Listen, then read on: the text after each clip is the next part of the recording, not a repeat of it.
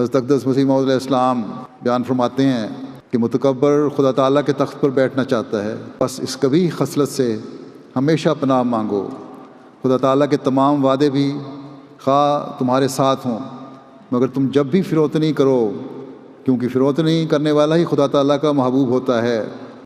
دیکھو ہمارے نبی کریم صلی اللہ علیہ وآلہ وسلم کی کامیابیاں اگرچہ ایسی تھیں کہ تمام انبیاء سابقین میں اس کی نظیر نہیں ملتی، مگر آپ کو خدا تعالیٰ نے جیسی جیسی کامیابیاں عطا کیں، آپ اتنی ہی فروتنی اختیار کرتے گئے۔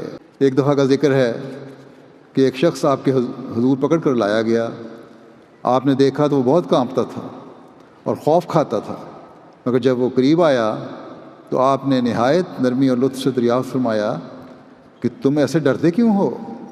آخر میں بھی تمہاری طرح ایک انسان ہی ہوں اور ایک بڑھیا کا فرزند ہوں۔